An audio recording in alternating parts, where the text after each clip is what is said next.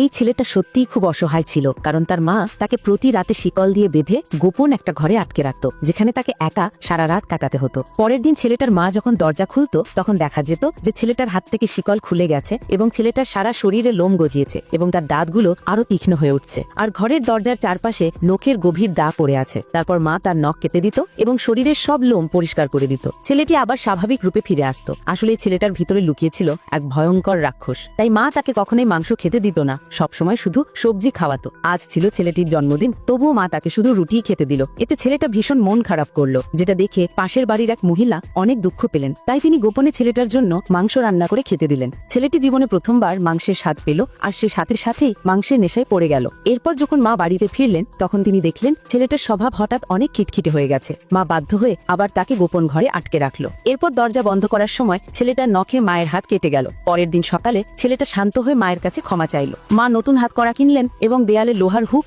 আরো শক্ত করে লাগালেন। কিন্তু তবুও একটা দুর্ঘটনা ঘটে গেল, কারণ সেই রাতে ছেলেটা তার বন্ধুদের সাথে শপিং মলে গেল, কিন্তু সেটা ছিল পূর্ণিমার রাত। তাই হঠাৎ করে ছেলেটার মুখে লোম গজাতে শুরু করলো, আর তার চোখ কালো থেকে হলুদ হয়ে গেল। এরপর সে হাঁটুর ওপর পড়ে গেল এবং তার মুখ একেবারে ভয়ঙ্কর হয়ে উঠল, আর হাত থেকে বেরিয়ে এলো ধারালো নখ। এবং কিছু সময়ের মধ্যেই ছেলেটা একটা হিংস্র নেকড়েতে পরিণত হয়ে গেল, যেটা দেখে তার বন্ধুটা দৌড়ে পালাতে লাগলো, কিন্তু নেকড়েটাও তার পিছু নিল এবং শেষমেশ নেকড়েটা ছেলেটাকে ধরে ফেললো এবং তাকে মেরে খেয়ে ফেললো।